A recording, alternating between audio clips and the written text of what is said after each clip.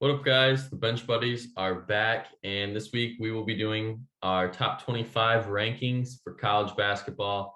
Going into the second week of the season, we've already had some really good games so far in week one, especially the ranked matchups, top 10 matchups. Had a few of those, and we're gonna see how they played out into our rankings. But before we get into our rankings, these are the teams that just missed out. Ty, what do you think of that Michigan State team so far? I think they'll be fine. I think they look pretty good against Kansas. Obviously, it fell apart at the end, but I think they'll be pretty decent. Probably the fourth or fifth best team in the Big Ten.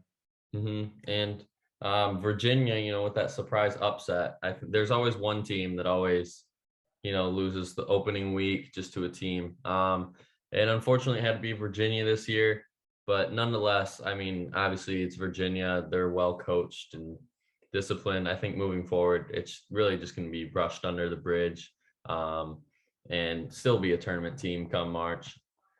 And here are the teams, obviously, that dropped from the rankings, as we just talked about. Um, you know, Definitely, I wouldn't be surprised if they enter, next week, coming month. These teams are well deserving of a top 25 spot. And coming in at 25th, we got Florida with a big win over Florida State. Um, I picked Florida in our picks last week. I just think that it seems like Florida always has this hype around them every year. At the beginning of the year, they're kind of like the off-brand Michigan, you could say, as of late. Because no one really talks about a Florida team, and then it seems like every year they're a 5, 6 seed come March. And I think now they're finally getting that recognition over a big win in Florida State, and they're just cracking our top 25 here.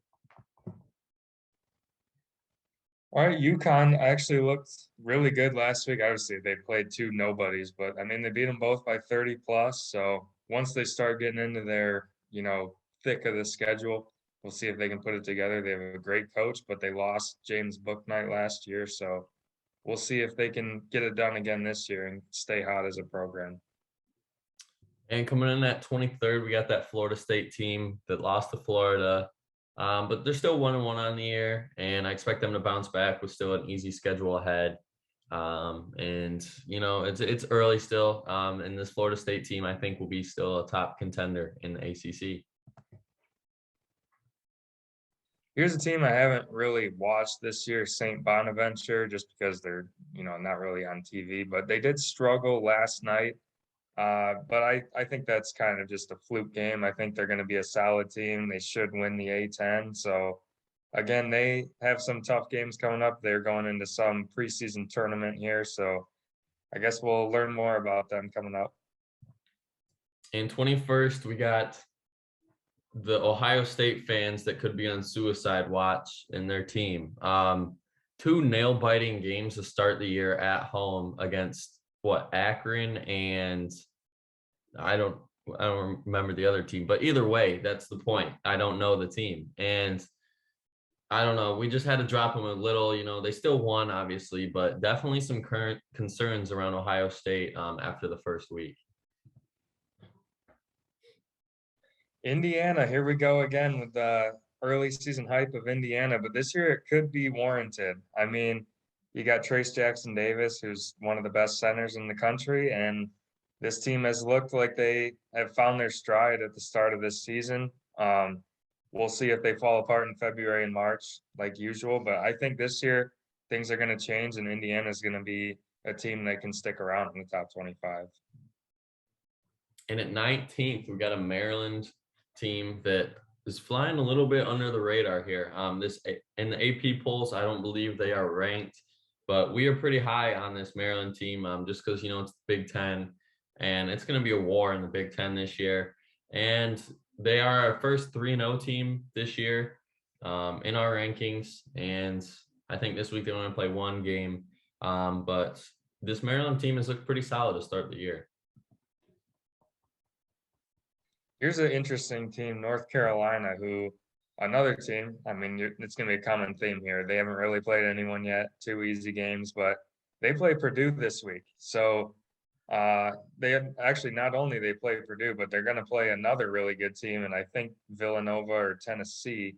Mhm. depending on how they do. But I think this is a team that's actually underrated for being such a great program, and I think this week they're going to show that they can compete with those top teams. And that Tennessee team you're talking about comes in at 17th. I believe that they will, they got a chance to beat Villanova and play that North Carolina or Purdue. Either way, both of the losers are still going to have to play against each other. And it's going to be two tough losses for one team out of those four that, these are big games that you need to win early in the year that'll bolster your strength of schedule, your big wins come March. And I think Tennessee will at least get one of those wins, but they are not the favorite to get a win here this weekend, just based off of all the other teams. All right, here we go again with the Memphis hype. Similar to Indiana, another team that's just ranked high at the beginning of the season, but they look good this year. They seem like they really have the talent and they're putting it together. Obviously, Amoni Bates has looked like the #1 recruit that he was made out to be. So we'll see if they can continue to put it together. Again, they have a tougher schedule coming up, but haven't really played anyone yet. So hard to judge them so far. Coming in at 15th, we got Houston, and they're dropping a little here. Scare early, and I believe their first game, but bounce back with a really strong performance in game two. And this week they got a big game ahead of them. I believe I can't remember who they're playing. We just did Virginia. Virginia. Yeah, they got Virginia, who was ranked, to start the year. They fell from our rankings.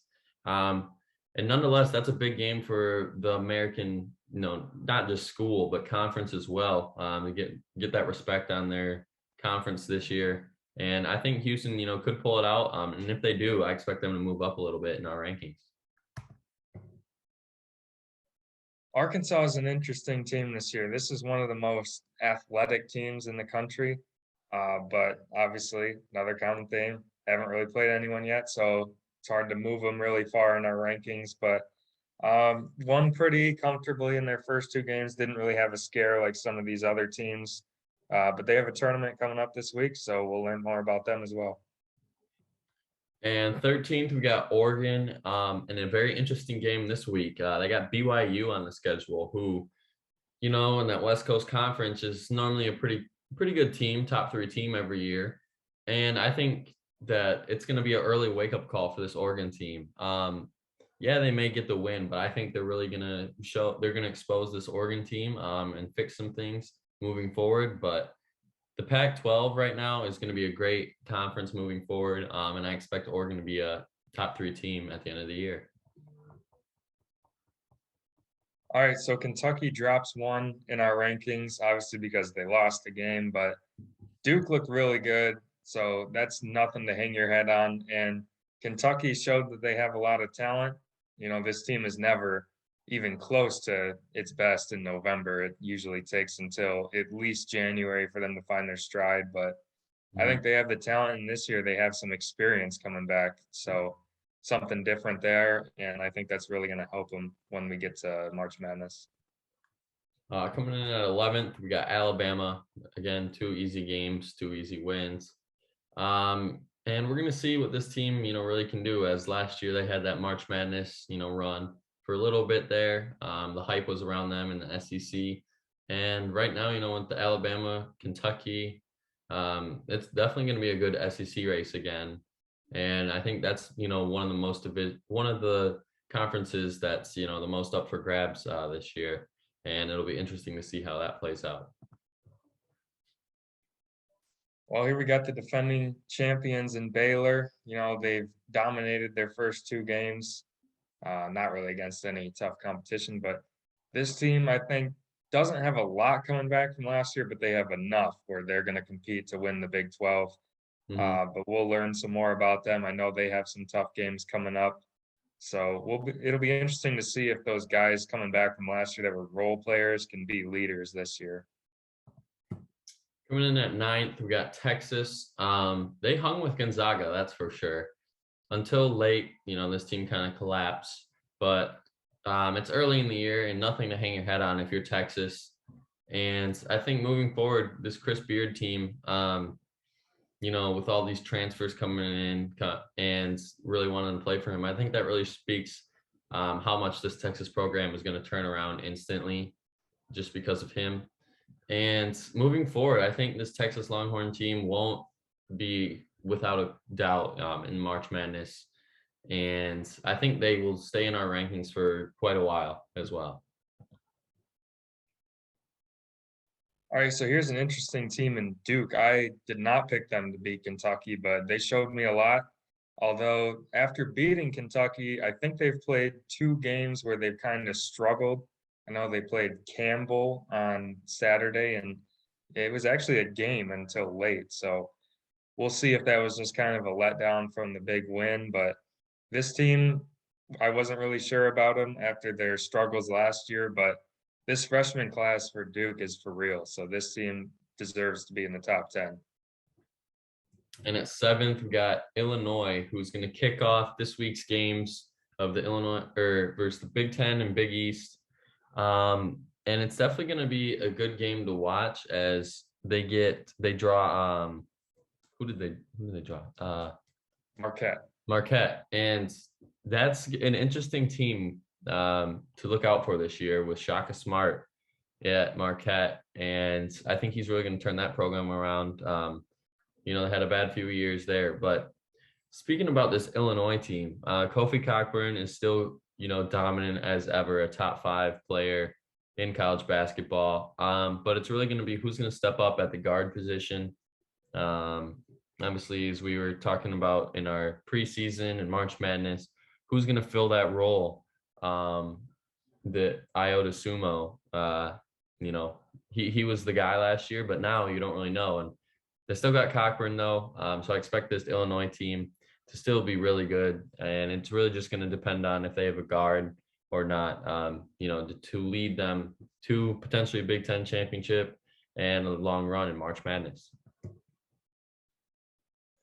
All right, Purdue, I wasn't sure if they, deserved all the hype they were getting in the preseason, but they deserve all of it because, the question marks for this team were, can Jaden Ivey step up and be a stud like everyone was saying? Well, he can, at least judging off the first 2 games. And then Zach Edey, has he really improved as much as people were saying? Yes, he has.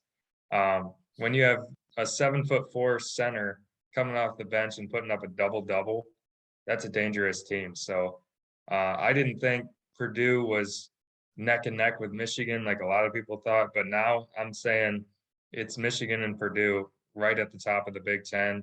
I think they're almost tied with each other right now because Purdue looks really solid. We're going to learn a lot about them this week. They play North Carolina. If they win that, well, I guess either way, they're going to play Villanova or Tennessee. So should be interesting. And speaking about that Villanova team, coming off a loss against UCLA, but nothing is, whatever. You got 2 big games this week. Again, really prove yourself. And if Villanova comes out as the big winner, no one's really going to speak about that UCLA game, and they'll just be right back to where we thought they were at third.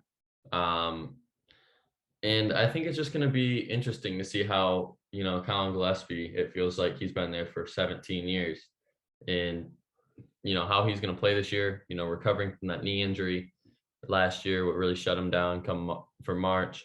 But it's definitely going to be some good games this week for Villanova, and it's going to be, who is this Villanova team this year? If they take 2 losses this week to those 2 teams, this Villanova team might be dropping, significantly lower in our rankings and potentially out.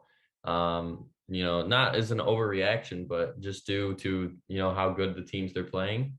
But I think Jay Wright will at least get this team 1 win this weekend.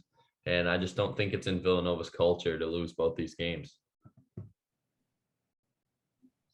All right, now coming in at number 4, we got Kansas, and they have a star in Ochai Agbaji. I wasn't sure if they were going to have that stud guy that was going to step up, but they do. And obviously, they dominated Michigan State for the most part, and that was without one of their top players, Jalen Wilson. So once they get him back, this is definitely a top 5 team, and they're going to be in the top 5, I would say, for the majority of the season. I think they have to be the favorite in the Big 12, and they have all the talent to be a championship team. We'll just see if they can put it together going forward. And coming in at third is that UCLA team, much deserving of this third spot after, pretty much controlling the game against Villanova. Johnny Juzang still, people were questioning, oh, is this really going to be, the one-hit wonder UCLA team? We'll give them hype, but, Johnny Juzang has proved that he's still on his March Madness cloud nine. How he went nuclear last year, leading his team to the Final Four from a play-in game. And I think they just still have that same attitude to them, that every game matters and they need to win. And Juzang has proved that over these first two games. And it'll definitely be interesting to see how they're going to handle the Pac-12, because the Pac-12 is a little down this year. But, saying that, it should be theirs to win. And definitely going to be a high-ranking team throughout the year. All right, now I got my favorite team, Michigan, obviously, but to be honest, I was slightly disappointed with their first two games. Obviously, they didn't have any trouble winning those games, but I'm just a fan that holds Michigan to a high standard, so I don't think it's anything to worry about. But free throw shooting is a real problem for this team. They got to get that together. The first two games, they were shooting right around 50%, which is not going to get it done in big games. So they can fix that. This is definitely a team that deserves their number 2 ranking. We'll just see forward. They play Seton Hall coming up here tomorrow night, so we'll learn a little bit more about them, but we won't know a whole lot until that North Carolina game in Chapel Hill. And coming in at 1, our unanimous number 1 team, voting on by 2 people, unanimous number 1, is Chet. Chet Holmgren proved why he's the best player in the country. I mean, I was thinking, okay, is he really going to be that guy? He's a freshman. I mean, come on. But what, triple-double first game? I mean, that's insane. Like, yep. They're already speaking this high of this kid. I'm not really too much of a fan of him just because he didn't choose Michigan. He still should have went there. But obviously he made the right choice here in Gonzaga, and I'm pretty sure he's going to be a one and done. But last year they made it to the championship game, didn't win. But now with Holmgren, I think this team is a guaranteed Final Four. I feel, it just doesn't seem like this team's going to lose after that beat down. It felt like against Texas. And, Drew Timme, obviously they still got him. He's a dog. And what did he drop, like 30, I think it was? 37. 37, yeah. Dropped 37 on Chris Beard's Texas team, who Chris Beard is a defensive-minded coach. I don't know. I mean, it's just like there's so much to talk about in this Gonzaga team that you could go on and on for, 15, 30 minutes about how good this team can be and will be. And, that's why they're most deserving of this number 1 spot. But that is it for our rankings this week. Make sure to hit that subscribe button and like all our videos. We're actually 6 subscribers away from 50 in that giveaway. So make sure you hit that subscribe button to be entered in that and have a public profile so we can enter you into the drawing. But until the next time, the Bench Buddies are out.